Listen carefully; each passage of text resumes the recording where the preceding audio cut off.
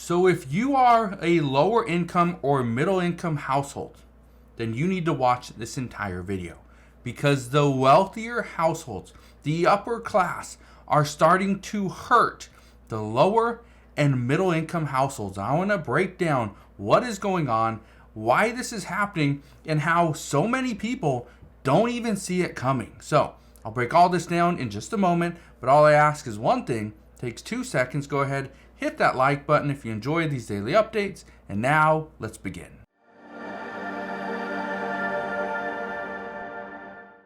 So first off, what is the wealthy? What are the upper class households? Okay, the higher earning households. What are they doing to hurt the American people?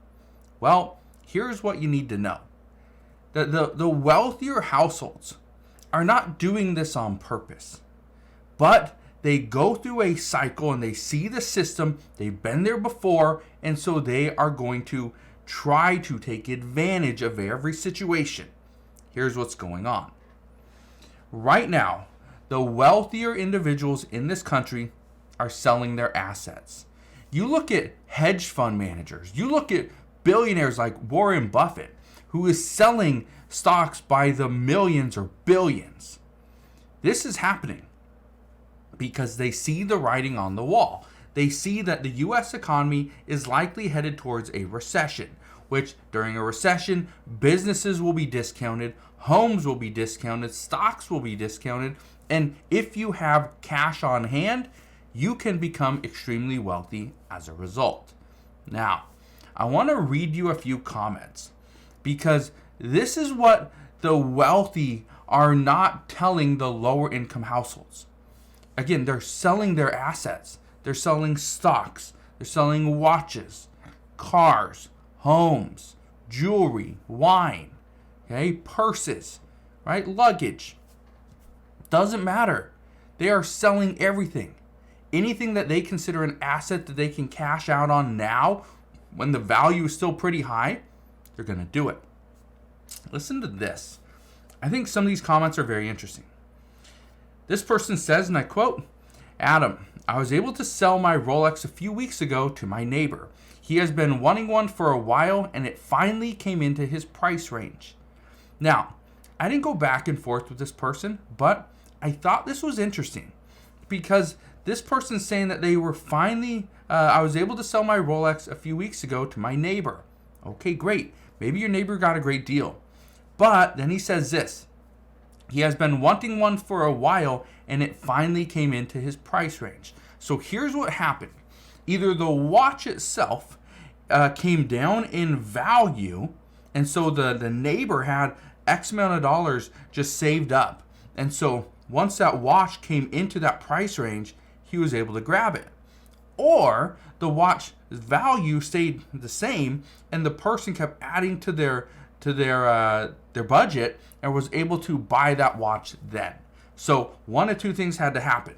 Okay, the price either came down in value, or the person's amount that they had set aside went up.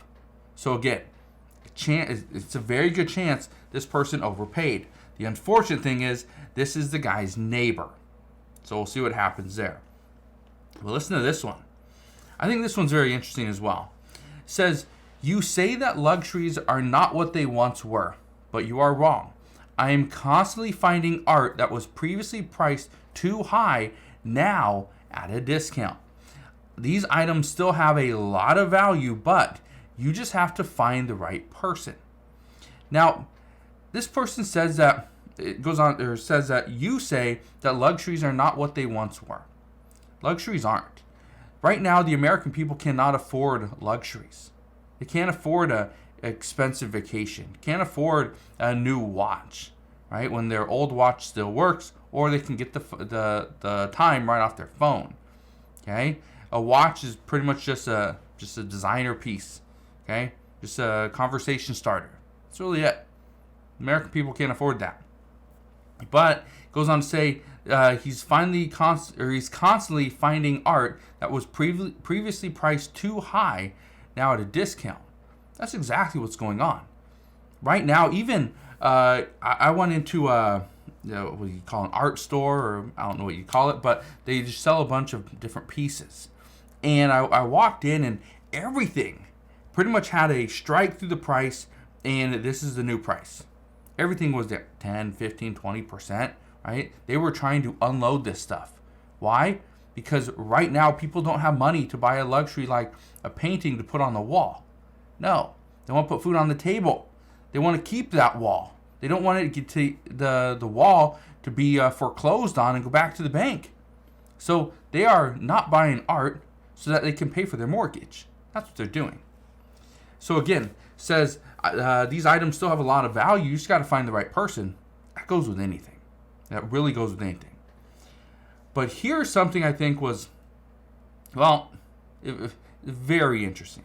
This person says, and I quote, "Back in 2019, I was fortunate enough to buy a Porsche from a buddy.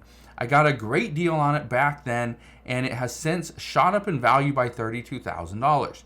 Now, I know I have a very valuable car on my hands, but the problem is that I'm trying to sell it to use the money to pay down debt. The issue that I'm facing is that the people who come and look at the car don't have the money readily available to buy. Any advice would be greatly appreciated." Here's what normally happens. Let's say and I don't know what kind of car this is. It's a Porsche. Went up by $32,000 since 2019 to 2024. Could this be a GT3? Probably. It's probably not going to be like a Panamera. It's not going to be. It could be an old. Yeah. So again, I don't know exactly what kind of Porsche this is, but again, he says it went up $32,000 in the past 5 years. Okay, great. Here's the one thing that I'd say though. People come and look at things all the time, do not have the money readily available. They're looking for, some people are just looking for motivation. Like, oh, I'm going to go look at this because someday I'll be able to purchase it. Others are just going to look and, yeah, it's a nice car, but I'm going to go get this other one over here. So what you need to understand is right now, the wealthy are selling their assets. They want to get rid of things that have gone up in value, whether it's a home, a car, a business. It doesn't matter. They want to get rid of things, unload them, so they can hold on to cash. Again, pretty soon, cash is going to be king. If you don't have cash, so you can offer, let's say, a full cash offer on a car, well, you'll probably miss out.